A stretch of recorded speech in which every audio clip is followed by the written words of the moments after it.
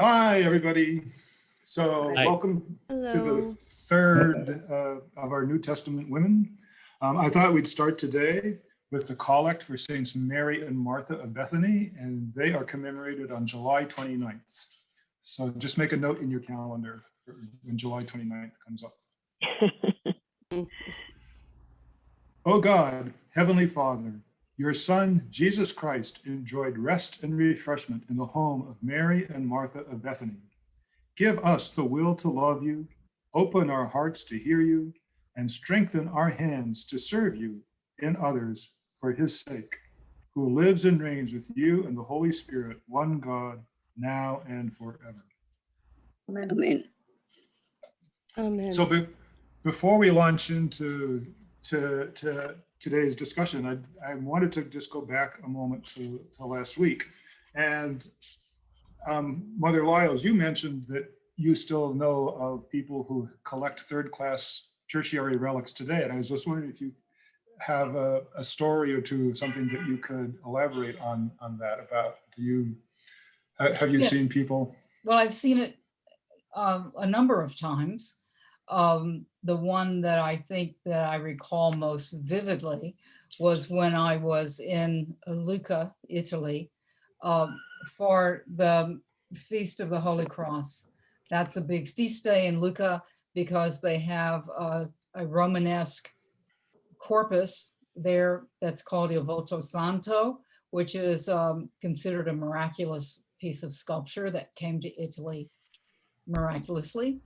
And they celebrate it each year on Holy Cross Day. And Il Volto Santo is located most days inside the nave of the cathedral there at Lucca.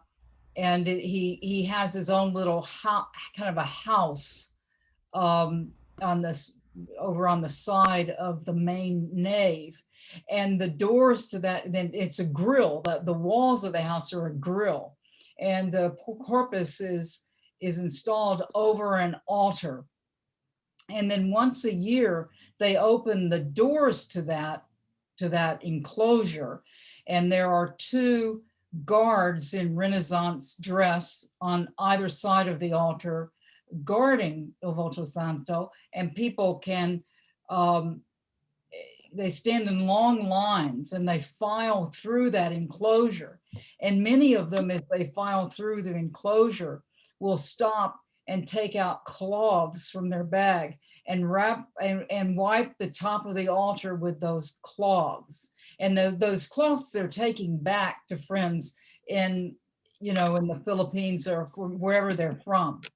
I've seen the same thing in Bosnia, where there's a miraculous statue of Jesus whose knee wept, and in a number of other places as well. The Black Madonna in Spain is another pilgrimage site where I've seen people with the cloths that they wipe to get the. It goes back to, and I'm not going to hijack your lecture, Father Morris, but it goes back to a time, an earlier time when people felt that the sacred could be located. I remember talking about that when I talked about relics in the Middle Ages, and people thought that was really silly. And yet the idea of power being located is, it has everything to do with the Eucharist that we come together to celebrate. Yes. So anyway, but Yes. that's my story. In Yes. Chartres, they have the Veil of Mary, which they bring out on Assumption, and people line up to get close to it. Mhm. Yeah. Same sort of thing. Yes, there are several churches that have veils of the Mother of God they're all ultimately cloths that were touched to the probably the oldest. The original veil is the one that's on Mount Athos, and all these other ones like at Chartres and other churches in Western Europe were cloths that were touched to cloths that were touched ultimately. Well, the idea is that when we come into contact with the sacred, that we can appropriate it. Right. And osmosis, it rubs Yeah. off. Right. This the same reason that it was dangerous to touch the Ark of the Covenant, because if you get too close to the holy things, it's not safe.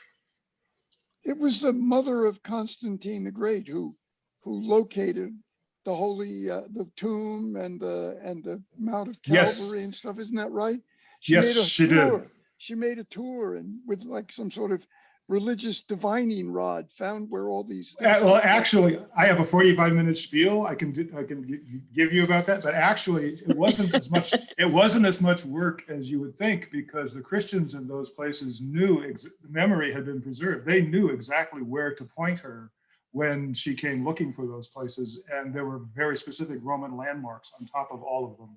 So it wasn't as difficult as you might think, and they're not all as far-fetched as some people in the 19th century like to make it out. But that's a topic for another time. How the tomb wound up so close to Calvary, that can go into your 45 minutes. Yes. The other thing I wanted to just mention to follow up on last week is that Paul is famously called the apostle to the Gentiles. And last week we spoke about Damaris and her response to St. Paul's preaching at the Areopagus in Athens. And although St. Paul is famously called the apostle to the Gentiles, it's his sermon on the Areopagus that's the only time, the one and only sermon he ever preached to Gentiles who were not already somehow involved in the life of the local synagogue. All the other Gentiles he ever preached to were already had a foot in the door of being interested in Judaism. It's only on the Areopagus that he preached to Gentiles who had demonstrated no interest previously in Judaism or in the Old Testament or in Israel's God or anything like that. And it did not, he was not successful. He was not famously successful. He had a much better track record, if you want to put it that way, with people who already had some interest in the life of Israel and Israel's God. One other thing in terms of housekeeping, a couple of people have asked me about sharing my notes with the Bible references, and I will be happy to do that next week. My notes are in such a state that even I have sometimes trouble making them out. So I figured after we finish today, and I know exactly who we talk about and how far we get, I will make my notes presentable. And then I will send them to Mother Lyles, who on my screen is right to my left there. And then she can post them or put a link or something, in next week's e-news, so that everybody who wants a copy of my cleaned up notes and with the Bible references can get them that way. If that's okay. So today's New Testament women, we're going to talk about the myrrh bearers. These women who were famously involved in supporting Jesus' ministry and caring for him, especially in the tomb. So we have, starting on the left, in the blue veil, there's Joanna, Susanna, Salome. Then in the middle, there's Mary Magdalene, whom we've already discussed. And then Martha and Mary of Bethany. And then Mary, the wife of Cleopas, in the white veil on the right side. So those are the women that we're, and if we have time, I have some other women that we can also go on to talk about, but at least we'll start here with these myrrh bearers. So let me find my notes here. So Mary and Martha are probably the two that most people are familiar with from this group, besides Mary Magdalene that we've already talked about. Mary and Martha appear the most often. They're the sisters of Lazarus. And it's very, it's frequently the fact that it's the faith of other people that get the sick healed. It's the faith of other people that get the dead raised or demoniacs exorcised, the possessed freed. But in this case, it's because of Mary and Martha that Lazarus is raised, that because Christ has already become friends with Mary and Martha, that he is interested in he becomes friends with Lazarus and comes to raise his friend Lazarus in John chapter 11. Now, Mary and Martha appear very famously in Luke chapter 10, where Martha is busy, busy, busy, busy, busy, and Mary is just sitting there listening, and Martha complains, and Jesus says, don't worry about it. Mary has chosen the better part. And then again in John chapter 11, where there's a reference that Mary was the one who had anointed Jesus' feet and wiped them with her hair. So the family was evidently very wealthy. They lived in Bethany, which is not far from Jerusalem, but they were very wealthy, which explained why they were able to anoint Jesus' feet with this very expensive perfume. It explains why they had a burial vault for Lazarus, that he wasn't just in like the local cemetery with everybody else, that the family had a family vault, which means that the family had some resources. And when Jesus came to raise Lazarus, Mary was still very, very angry with him. It was Martha who got up and went out to meet Christ as he was coming to raise Lazarus, but Mary stayed home. And when she finally did get up and go to see Christ, she was very accusatory.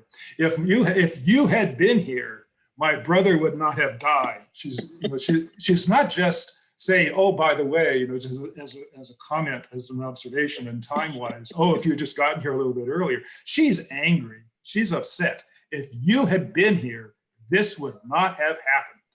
And she let him have it, that they were close enough that they could have that kind of relationship. And once Lazarus was raised, the Gospel of John tells us that the Jewish authorities wanted to kill him too, because too many people were coming to faith because of that. And Lazarus himself became kind of a tourist destination. People came flocking just to see the man that Jesus had raised from the dead. So it behooved Mary and Martha and Lazarus to get out of town. And so the story is that they moved fairly quickly to Cyprus, and that even Lazarus became the first bishop there. The book of Acts says that the Christians in Jerusalem pretty much all scattered to the four winds after the martyrdom of St. Stephen. And the book of Acts, is that me? The book of Acts kind of follows the Christians that went to Antioch and sort of focuses on that. The siren was So If everyone could just hit mute on your screen, I think it will isolate Stephen for us.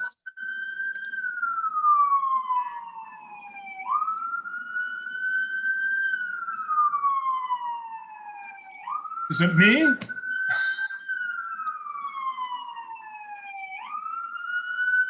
Francis, I don't think you're muted. I am according to this. There you go. Perfect.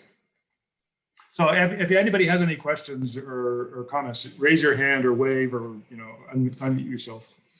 So anyway, it behooved them to get out of town. And the book of Acts follows the exodus of all the Christians from Jerusalem and focuses pretty much on the people that go to Antioch. But people went every place. And Mary and Martha and Lazarus were among those who went to Cyprus. And Lazarus became the first bishop in Cyprus. Then subsequently, they might have also gone to the south of France. Some versions of the story say that they stayed very briefly in Cyprus, but there's definitely a connection between them and the south of France. And they went to, there are now monasteries that are in the south of France associated with Mary and Martha and Lazarus. And it's said that when they were in the south of France, that Martha slew a dragon. So even though Jesus said, Mary has chosen the better part, Mary did not get the chance to kill dragons. It was Martha who got the chance to kill a dragon. And it's a very sophisticated, it's easy to laugh sometimes at maybe some of these stories, but dragons are a very sophisticated sermon that they function in very sophisticated ways in these stories.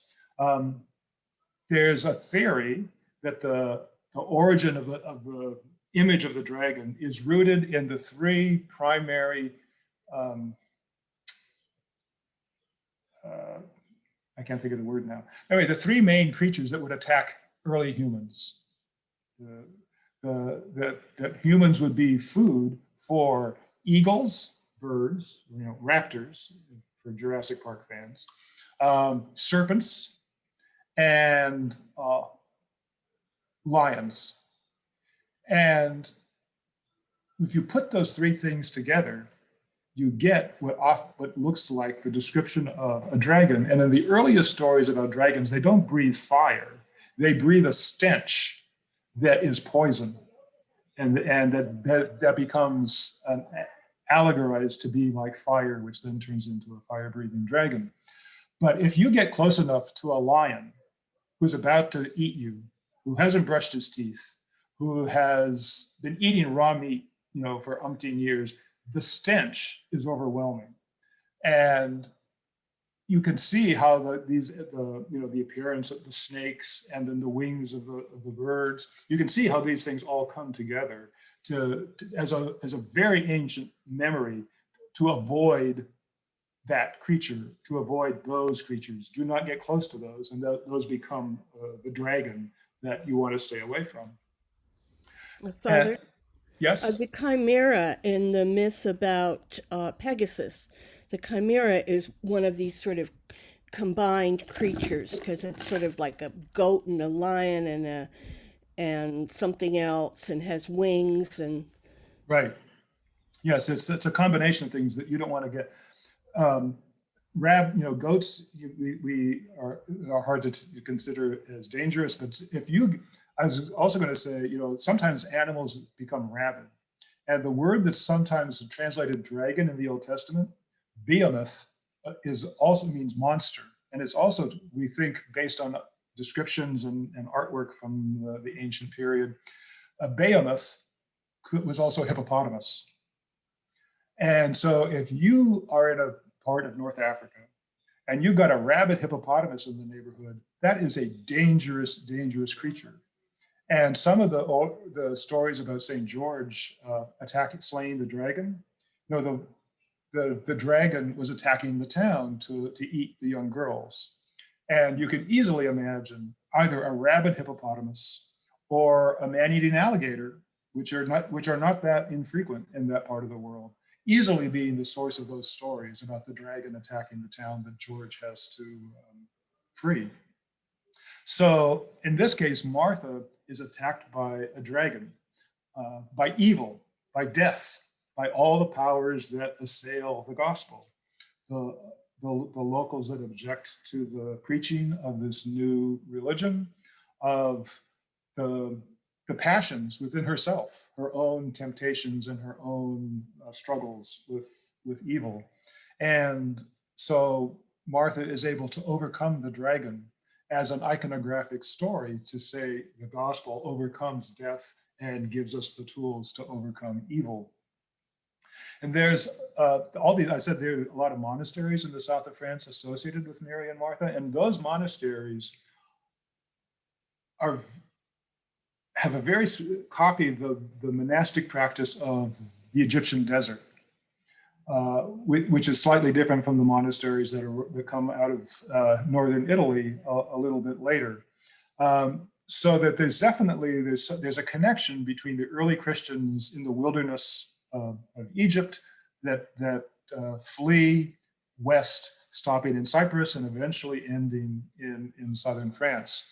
And then even going on to the British Isles, because when the first missionaries arrive in the British Islands, there are already Christians there who are practicing what looks like Byzantine Christianity as opposed to Roman Christianity. And you get these two churches, the Byzantine British Church and the Roman Latin British Church growing up side by side in tension, at least, if not outright dispute. And there's a council at Whitby up north to finally decide, which way are we going to go? Are we going to go Byzantine style, or are we going to go Latin style? Because it just became untenable after a while to have these two different styles of Christianity, these two different churches occupying the same real estate. And I just might interject that a woman, Saint Hilda of Whitby, Yes. presided over that council. Yes, she did. She was a very important woman in British church history, and she, in fact, favored the Byzantine style, but the council voted to go Latin style, and she set aside her own preference and endorsed and supported the decision of the council to go Latin style. What year was that? What year was that? Six something. So it's 625. actually fairly late. It's fairly late, actually. But before the Anglo-Saxon invasions, in other words, this is the Celts are still running England. Yes, yes. So Celtic the indigenous Celtic Christianity was very Byzantine. The services that St. Patrick brought to Ireland were much more like the services in the Orthodox Church than they were like at St. Peter's in the Vatican. The council at Whitby was in 663, Alfred. Just a couple years short of 666, which Yeah. that tells you everything right there. Well, what makes that council so extremely important, and I'll turn it back to you, Father, is that because when the English Reformation began, the reformers in England said to Rome, to the Roman Church, that's okay. We had hundreds of years before we were under Roman obedience. So we're simply stepping back out from under Roman obedience. We've only been under Roman obedience since 663. We know how to be Christians without being under papal authority. So there. Yes. Very much so. 664, I was wrong. I just looked it up. 664. The law that the British Parliament passed to pull out of Rome is a glory of Renaissance literature, where by divers sundry old, it's this, we're an empire, Rome goodbye. That's basically. Well, yes, and because Rome was an empire, in fact, and like I said last week or the week before, it made it safe, if not cheap, to travel from one end of the world to the other. The Crusaders also brought relics of Mary and Martha from Cyprus to southern France, which is also the historical kernel for the stories that associates Mary and Martha with the south of France. And also there was John Cassian, who was a very famous monastic author from around 415, the early 400s. He came with a large contingent of monks from Egypt to the south of France, and they brought relics with them. And St. John Cassian wrote a collection of essays, which is basic. How do you adapt monastic life from the conditions of Egypt to southern France? The weather's different, the food is different, the daylight is different, the hours, how long is it dark, how long is it light? So St. John Cassian was really important in how do you adapt Middle Eastern Christianity to a new climate, to a new place, to a new geographic location. And so that's also this the historical kernel for these monasteries that are associated with Mary and Martha, that are also so rooted in Egyptian practice as opposed to North Italian practice. So you have the stories of Mary and Martha going from Cyprus to the south of France are, thumbnail sketches of the first few centuries of church history. They're a way of condensing and consolidating everything so that it becomes easy to tell again and easy for people to grasp and understand. And there are several feast days of Mary and Martha throughout the year. July 29th is probably the most important one, but there are several feast days. So Mary and Martha throughout the Middle Ages, throughout the early period and throughout the Middle Ages, were very important women in the life of the church, and people who would tell and celebrate these stories a lot. Any questions about Mary and Martha? Okay. Also, then we have so Susanna was one of the women. In Luke chapter 8, she's mentioned as being one of the group of women who were cured of evil spirits and infirmities and who ministered to Jesus out of their substance. You know, she was also one of these wealthy women. Her name means lily, which is very nice. I always thought that was nice. And we don't know too much about her other than she was healed by Christ and that she was wealthy. Her namesake, you know, the original Susanna appears in the book of Daniel, where she's an innocent woman who's attacked by these two very elderly rapists who, when they are caught, say, "Oh no, we didn't attack her; she attacked us." And Daniel is like the first detective story, and he's able to prove that Susanna is innocent. But because that Old Testament Susanna is the innocent who's accused by two lying witnesses, she becomes a type of Christ. She becomes an anticipation of Christ the innocent, who is accused by two lying witnesses at that trial with Caiaphas and Annas. And so there are some gorgeous, gorgeous vestments for Holy Week that have Susanna on the back of the chasuble. And she becomes very important in the liturgical celebration of Holy Week. And people think that maybe her story is even at the root of some of the St. Matthew's versions of the Passion. So that Old Testament Susanna and the New Testament Susanna who helps bring myrrh to Christ when he's buried, they go together. We also have Joanna, who's the wife of Herod's steward, whose name was Chuza. And she may well be the source of a lot of the information about Herod's court. When Luke says, you know, that I talked to all these people, I wasn't there, but I talked to all these people and got all the details of what happened. So I can tell you the real story of what happened with Jesus and the apostles. It's entirely possible that Joanna was the source for his information about what was going on inside Herod's court. She was also one of the wealthy women who was cured of an evil spirit or a disease and who funded Jesus' ministry. Her name means the Lord has been gracious. Joanna is a variation of the name Anna, which is several women named Anna appear in the New Testament. And this Joanna was probably among the 120 people in the upper room when Pentecost happened. The early church used that upper room as kind of their base of operations from the Last Supper up until Pentecost. For like, was it 9 weeks, 10 weeks, almost 3 months. That was their base.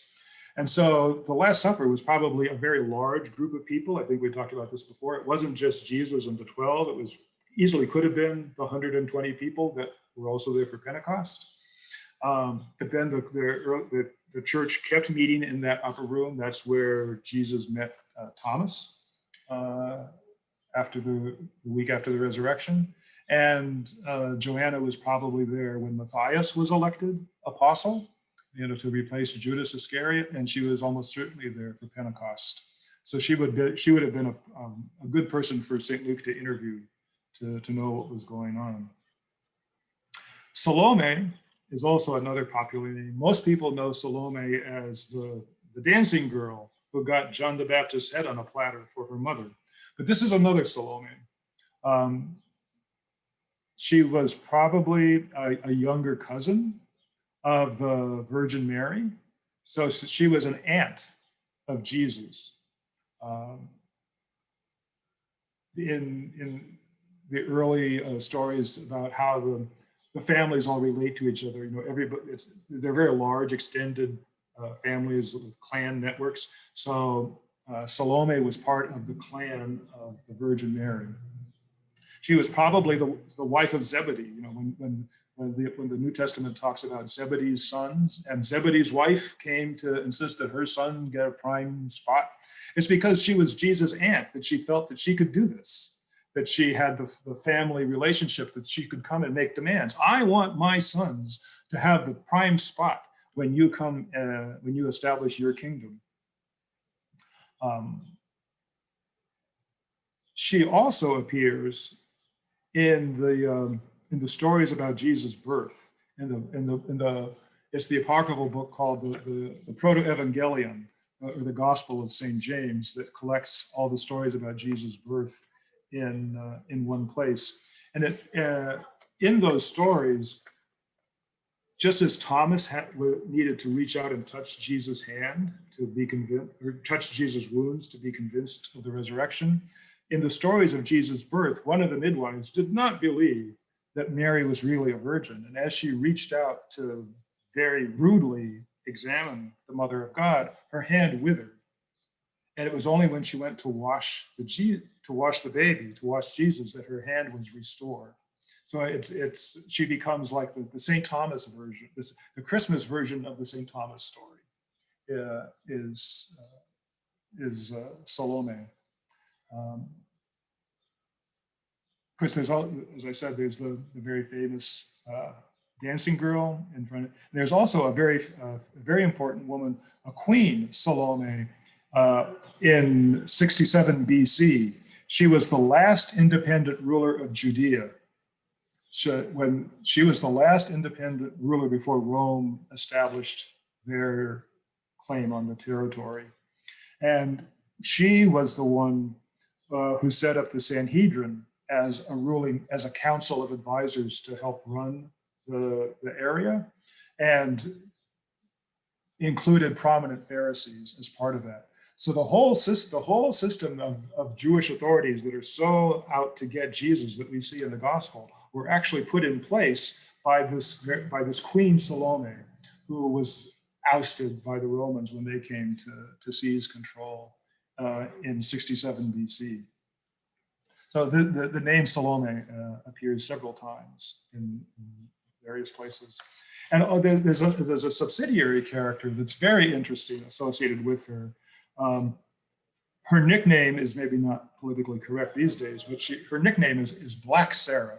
She was evidently very dusky, maybe Ethiopian, like the eunuch that we read about last week, that she was not North African, but Southern African, below Egypt.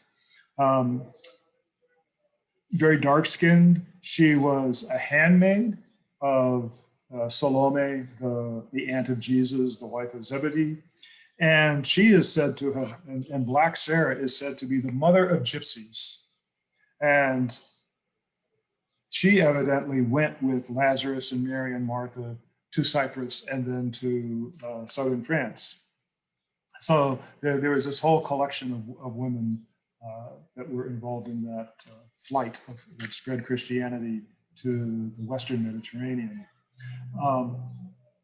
Salome, the aunt of Jesus, the wife of Zebedee, was also identified by early enemies of Christianity.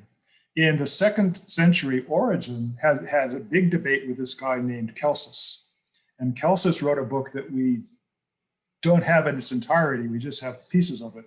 But Celsus is saying, this Christian stuff is all nonsense. Who can believe anything that the Christians say? It's totally, ridiculous. And one of the ways we know it's ridiculous is that women are so important, and that one of the chief women teachers that is so ridiculous is this Christian ringleader named Salome.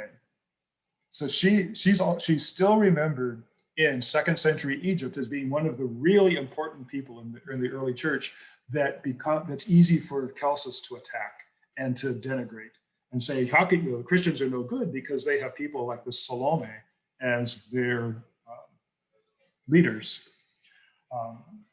But that also sort of is a window into the world of these factions in 1 Corinthians that St. Paul is complaining about, that all the different groups in Corinth are sort of focusing on one particular teacher. Salome is evidently one of those very famous teachers that people, although she's not named in First Corinthians, that she's evidently so famous and so well known as a teacher that it's plausible that one of those factions in Corinth might have been focused on her, and her preaching. Any comments or questions about any of these people so far? I just have one. The sources, the sources you're drawing from are hagiographic sources, or are they non-canonical gospel accounts, or both? Yes, and there's Eusebius, who's a church historian. Yes. There's Celsus, who is we know about him from Origen, so he's in patristic writings and Yes. church history.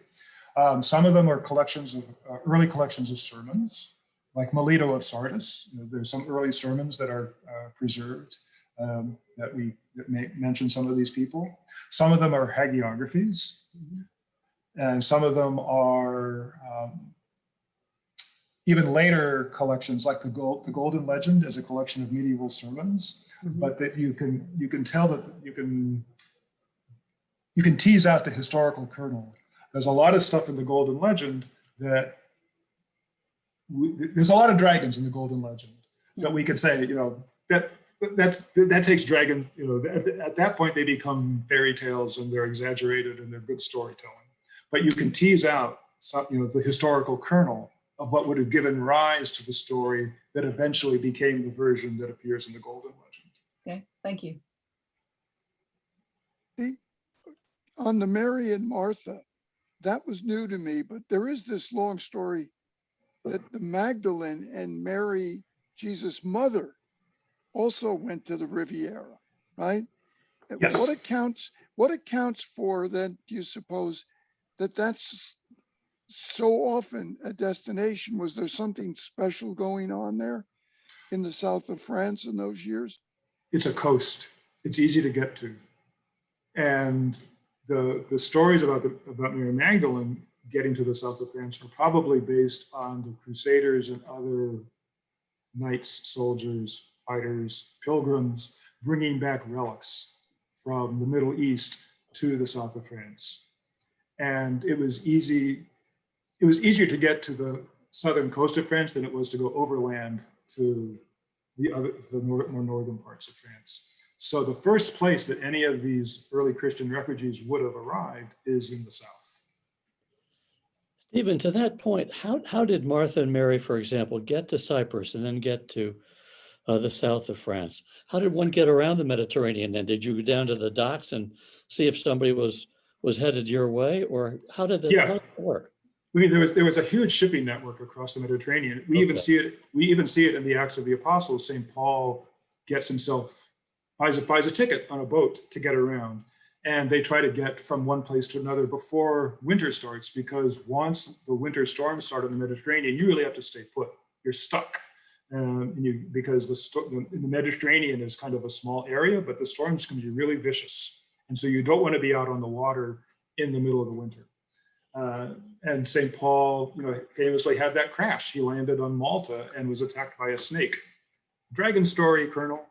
And and then there's all kinds of stories, both in the New Testament itself and in other records about the shipping networks in the Mediterranean. Did we lose anybody in a shipwreck that you know? Oh, lots of times. I mean, Somebody famous though, and anybody. I mean, famous? people that we're talking about. Oh, any of these people? No, none of these people evidently were lost at sea. They made it. The ones, but like, I can't think of his name now. One of the business guys in the New Testament lost the boat with all his goods in the Mediterranean because it was caught in a winter storm. Okay. Acts has some very dramatic accounts of storms at sea and troubles resulting from them. One of the things that people, I think moderns don't realize, is how much ancient people traveled. Ancient people, medieval people too, traveled more than we think they did. Yes.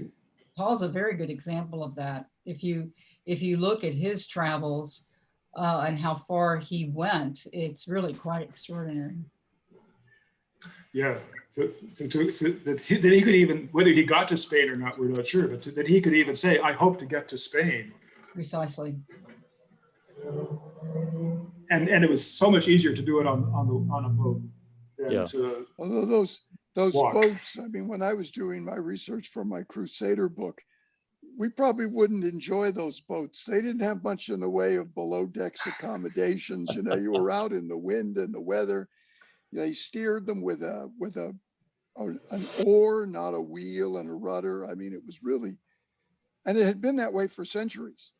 You know, right. But it been was, that way for centuries.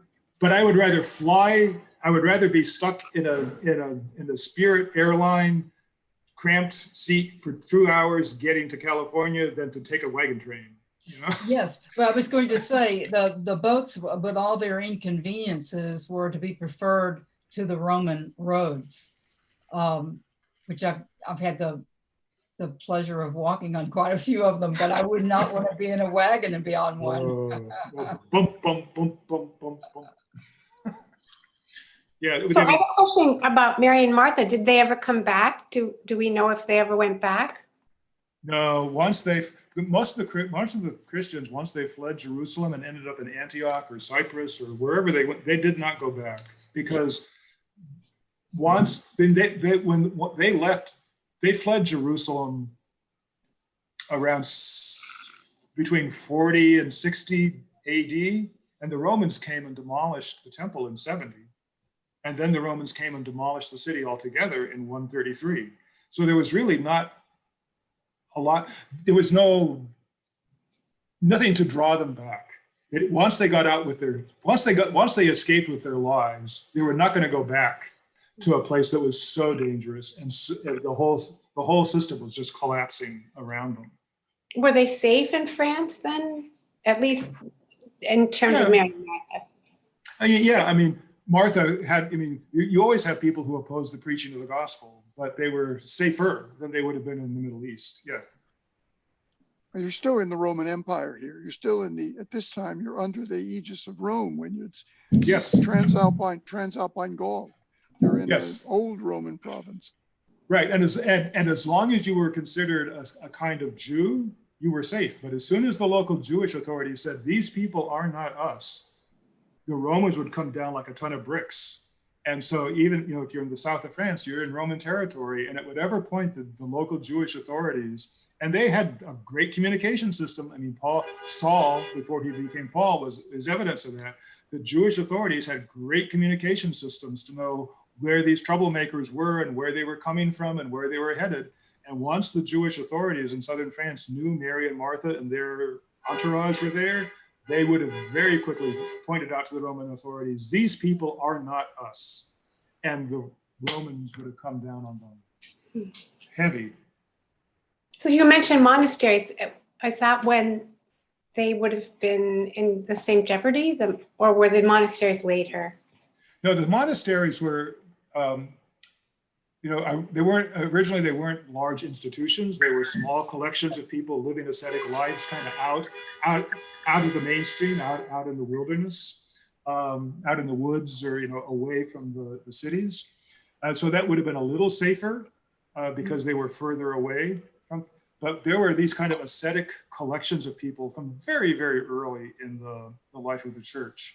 And they became kind of codified in Egypt, where they got written guidelines. And then those people fled and brought those written guidelines to the south of France, and then had to adapt. Well, how do you, because the food is different here, and the weather's different. So how do you adapt these guidelines to a different place? But if the Romans got wind of them, they would have also been in trouble, but they were less likely to be noticed because they were out further away from places. To your earlier point, Stephen, is that how the Byzantine form of Christianity got to England before? Yes. Oh, so they would have come from Egypt to the south of France and then to England. Yes. It's fascinating. Didn't they also go by way of Spain? Because the western coast of Spain, where Galicia is located, is a completely different culture from the rest of Spain. It's more Celtic, and that they sailed directly from that point of Spain up into Ireland. Yes, they did. But once the Byzantine style, or what became the Byzantine style Christians, got to the south of France, and then they walked, in all kinds of different directions. And some of them went more or less kind of straight up to Brittany. Others of them took a more diagonal and ended up in Galicia. The Celts were everywhere. Yeah. We don't understand. We forget that basically pre-Roman Europe was Celtic. The Celts were everywhere, and different tribes, different clans, different families, but they were all Celtic. And so once you drop a pebble in one of these Celtic wells, the ripple spread out. And so that once the Christians got to the south of France and met the Celts there, then it could spread all kinds of ways through other Celtic networks. But that's why, especially the further west you get, and like to Ireland, the Celts were even more Byzantinized, if you want to call it that. Yeah. Because they were further away from the hot. The further away you are from the centers of civilization, the slower your practices and customs change. Yeah. So the Celts that were further away from London kept the old Byzantine traditions even more strongly than the Byzantine Christians up on Whitby. So when Patrick encountered the Celtic, or brought, fostered Celtic Christianity, it was really reinforcing this very Byzantine system. I read that one of the problems of Patrick's mission was that to bring a sort of diocesan type of structure didn't quite work in Ireland because they didn't have towns. Right, they were much more centered on the monasteries. Exactly. And then it wasn't until the Vikings came, and first they ravaged, and then they settled, and then they built the towns, and then they pretty much remarried and became Irish. Yes. While we have a couple minutes, I just wanted to point out there were two other women that we know about that don't appear in the New Testament, but are very important. One woman, Thecla, was baptized by St. Paul, and she's the first woman to be martyred. Just as Stephen is the first martyr among men, Thecla is the first martyr among women. And there are two versions of her story. One is that she's attacked by would-be rapists and she disappears into a cave. We never see her again. But then another version of the story says that after the would-be rapist gave up, she did come out of the cave again. And she was eventually killed for being a Christian. And there are all kinds of more details, but I just wanted, we only have a couple minutes. I just wanted you to know Thecla is a very important person, and she was in part of Paul's inner circle. And there's also a woman named Irene who was baptized by Timothy, who was also she wasn't the first woman to be martyred, but she was one of the early women to be martyred. So we didn't lose people in the storms on the Mediterranean, but we did lose them very early to martyrdom. And these women were a part of that group. Yeah, June. With this early importance of women that had spread out and carrying the gospel all over the place, what are the odds that some of them were in the priestly functioning? Let me take a deep breath. It's unlikely that any of them would have been episcopoi. It's unlikely that any of them would have been bishops. Why? Why? Because society just wasn't built that. The bishops were the clan patriarchs. So it's just unlikely that the church would be able to be so different from the mainstream society. But they could definitely be pastors and prophets and local community leaders and presiders. Would they have presided at the Eucharist? I think that's the question I'm asking. No. The Eucharist, yeah, was a very different thing then. So But they it would was- have, It was a patriarchal culture. I mean, women could be organizers and they could even be community leaders, just like my grandmother and my great grandmother were. But you know, the person who would be presiding at the meal would be a patriarch, not a matriarch, not in that early time. and let, yeah. Even Hilda Whitby It's- did not have that. You know, it wouldn't have happened. What about It's- Saint maybe Bridget it's of better to- Ireland, though? Because there's a One at a time, one at a time. sorry. Okay, Gwendolyn, and I couldn't tell who else was there. But go ahead, Gwendolyn, you go first. Okay, Saint Bridget of Ireland. There's some evidence that she may have been consecrated a bishop by mistake, but I think she headed a double monastery like Hilda did. And from a lot of her writings were about, the one about, I wish I had a lake of beer, I would invite all the angels and the Holy Trinity. So it sort of seems like, especially, in that culture, which kind of tended to be sort of, women were very powerful. Yes, and I mean, Bridget was particularly important, and like we said a minute ago, the church in Ireland was much more focused on the monasteries than on the diocese, and if she was the mother superior of the monastery for that area, she would have called the shots in a lot of the ways. And up until Vatican II, and you can always remember Vatican II was really, in terms of a lot of liturgical stuff. Up until Vatican II, the consecration of an abbess was almost identical to the consecration of a bishop. And an abbess could wear a mitre, she'd have a crozier, she could do lots of stuff in the convent that women could not do outside. But in the convent, she functioned almost, not quite, but almost as a bishop for the nuns. And so Bridget would have been that kind of person for that region of Ireland because of her abbacy. Mm-hmm. And once people forget how connected abbesses are to bishops, they would have been shocked to say, oh, she must have been a bishop by mistake. But it was, she was an abbess, and everybody knew she was an abbess, and abbesses did have a lot of weight in those territories, up until Vatican II. Well, isn't that one of the problems that Rome has always had with certain of the religious orders, that they are not quite under the same authority of Rome, that they have, it's a Too uppity. complicated relationship. Too uppity. Yeah. Yeah. So was somebody, who else was talking? Yeah, I was going to say to Tal, I was going to say to June, sometimes when you get annoyed that they didn't become bishops, think about what they actually did with their lives and how important they were to the church. I mean, Martin Luther King was never president either, but he was a more important person in his lifetime than any man who held the presidency. Oh, no, I mean, I have, my girlfriend, my Priscilla, but she's not the only one. I mean, I think it's clear without reading the Bible too hard that it goes nowhere I have no without fixation women. on the office of bishop. Believe me, I don't. But the we've whole faith lived goes long- nowhere.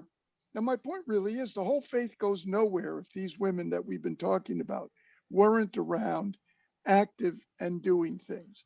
I mean, no matter how patriarchal the society was, these women played a very important part in moving this whole thing forward. Yeah. So They did. They did, and one of the things, as because we've reached our time, that I just want to say how much appreciative I am to you, Father Morris, because as an Orthodox, as a person who was educated, trained, and ordained in the Orthodox tradition, you're very conversant with a lot of the early written material that the Western Church just hasn't paid attention to for many, many years. the extra canonical gospels and the early sermons of particularly the Byzantine Church really are very enriching, and we don't look at them much in the West, and so we're really grateful to you for sharing some of what you've discovered in those early works. And it's not surprising that in those early works, women most certainly are mentioned more than they are in Western texts. Yes, yes. And if I have one last thumbnail, the Christianity that developed in the West is really Latin Christianity, because the Jews were all thrown out, and the Jews kept getting thrown back to the Eastern Mediterranean. And so the Christianity that developed in the West is very Latin, which is very patriarchal and very, push women to the side, and very legal oriented, because the early theologians were all converted lawyers. Whereas in the East, it was much more, the Greek-speaking church was much more Jewish, was much more familial, and had a very different ethos. And women, had a much bigger role to play, and were acknowledged in ways that they were not in the West.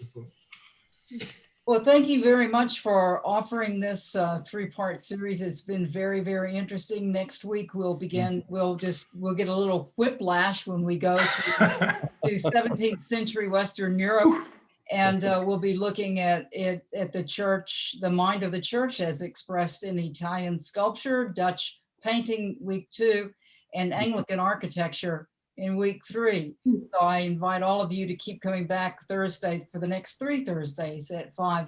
And thank you very much, Father Morris. Yes. Thank you. Thank you. Thank you. Really Thanks wonderful. for jumping into our chariot. Yes, David. Thank you all so very much. Take care. Bye. Bye for now. Bye. Bye.